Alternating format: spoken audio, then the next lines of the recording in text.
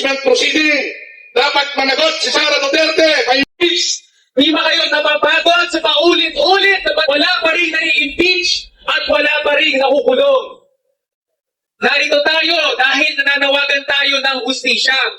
Patuloy ang korupsyon, ang paglustay ng pondo, pang-abuso ng kapangyarihan, patuloy ang krisis sa lipunan. Pero hanggang ngayon, hindi pa rin nai-impeach si Sara Duterte.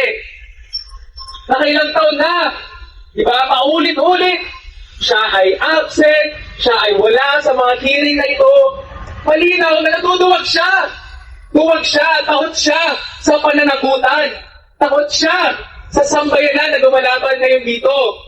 Malinaw din sa lahat ng hearing, sa lahat ng ginagawa niya, na siya ay puta, siya ay kriminal, kurakot, at nagtatago sa sambayanan. Muli, tingnan natin ang mga pondo na kinurakot niya. Ito ay mga pondo na pwede sanang gamitin sa iba't ibang mga serbisyo. Halimbawa, edukasyon. Napakalaki ng pondo na kailangan para sa edukasyon. Napakarami ang kulang sa mga classroom. Kulang-kulang ang sahod ng mga guro. Kulang-kulang ang mga libro. Napakaraming mga bata ang hindi nakakapag-aral. Hanggang ngayon, hindi pa rin libre ang mga edukasyon at hindi ito dekalidad. Pero imbis na mapunta ang pondo natin sa edukasyon, saan ito napupunta? Walang iba kundi kay Sara Duterte dahil ninanakaw niya ang mga pondong ito.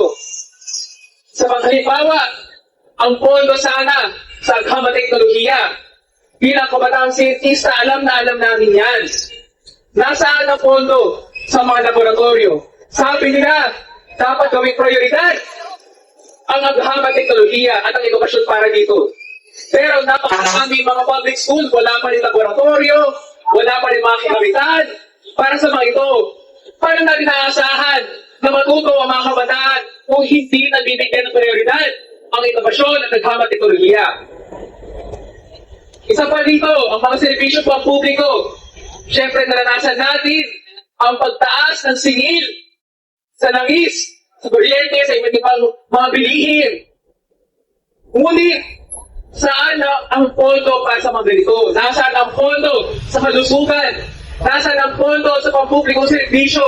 Wala! Imbis na ito ay ginagamit sa taong bayan, ito ay kinukurakot ng mga tulad ni Sara Duterte at lahat ng mga kurakot at kurap na ito. Kung iisipin nga natin mga kababayan, sabi nga, ang kabataan ang pag-asa ng bayan. Ang kabataan ang magpamana ng kinabukasan. Ano ang kinabukasan kakaharapin ng kabataan kung walang binibigay na pondo at prioridad sa mga pampublikong serbisyo, sa edukasyon, at sa lahat ng ito? Malagim ang kinabukasan ng kabataan kung ganito ang kakaharapin natin. Kaya tayo nanawagan sa hustisya, kaya tayo nanawagan na lahat ng sagot ay dapat managot, kaya tayo nananawagan na dapat pa-impeach na si Sara Duterte. Yan ang panawagan ng kabataan. At kung hindi pa tumigil ang mga kurakot na yan, kung hindi pa mawala si Sara Duterte na yan, aasahan nyo na patuloy na magpumobilisa ang mga kabataan, na bumukaw, magpumobilisa at magpumobilisa ang mga kabataan, at laksa-laksang dudumugin ang gobyerno para manawagan sa hustisya, para manawagan na may impeach na yung kriminal na yan. Kaya muli, ang manawagan ng mga kabataan, lahat ng sagot! Impeach! Impeach! Impeach Sara now! Impeach! Impeach! Impeach Sara! Ang kalusugan ay kasama sa nagbabantay sa nagaganap na proseso ng impeachment dito sa Kongreso. Noong nakaraang taon, sa naudlot na impeachment ay kasama din po ang mga manggagawang pangkalusugan sa nag-file ng impeachment. Interes, gustong-gusto ng gigigil ang mga health workers na may mapanagot sa korupsyon. Kailangan may magbago sa sistemang ito. At hindi mangyayari yon, mga kasama, mga kababayan, kundi malakas ang panawagan ng mamamayang Pilipino. Kaya ngayong araw, hanggang sa mga susunod na araw, babantayan natin ang impeachment proceeding dapat managot si Sara Duterte, pa-impeach si Sara Duterte. At itong si Bongbong Marcos ay dapat managot din dahil siya ang pangunahin at siya ang hari ng korupsyon dito sa ating bansa. Mabuhay po ang lahat ng lumalaban, mabuhay po tayong lahat. Lahat ng tungkol! Dapat managot! Mga kasama, I stand corrected. Wala na palang lunas ang sakit ng burokrata kapitalismo na kinakaharap natin ngayon. Kaya sama-sama natin isigaw. Paano pa natin wawakasan ang burokrata kapitalismo? Burokrata kapitalismo! Ibagsak! Burokrata kapitalismo! Ibagsak! Ngayong araw na to ay andito tayo para sa impeachment ni Sara Duterte. Pero mga kasama, hindi natin makakalimutan ang utang niya sa mga guro ng sambayanang Pilipino. Siya ay nagsilbi bilang DepEd Secretary. Pero ano ang ginawa niya? Natulungan ba ang mga guro?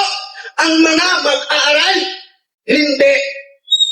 Kaya mga kasama, para turuan ng leksyon si Sara Duterte, tinatawagan natin ang magsasara ng ating programa ngayong araw, si Teacher Luis mula sa ACT. Impeach! Impeach! Impeach! Sara now! Impeach! Impeach! Impeach Sara now! Ang tao!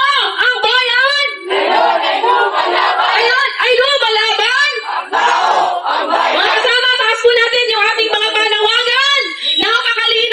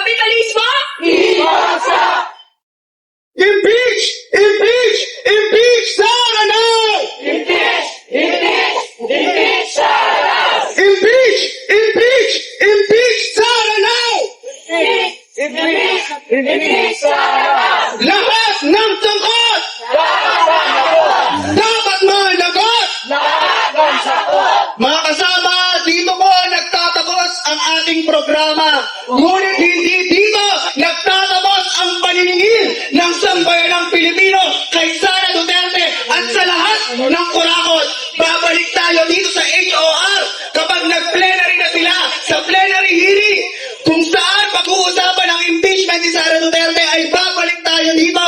At syempre, ngayong Mayo 1, araw ng mga manggagawa, patuloy ang ating panawagan para i-impeach si Sara Duterte, para panagutin lahat ng kurakot, at syempre, para tugunan ang mga pangangailangan ng sambayan ng Pilipino, lalo na ng ating mga manggagawa. Mga kasama, organize this person po tayo. Maraming salamat po.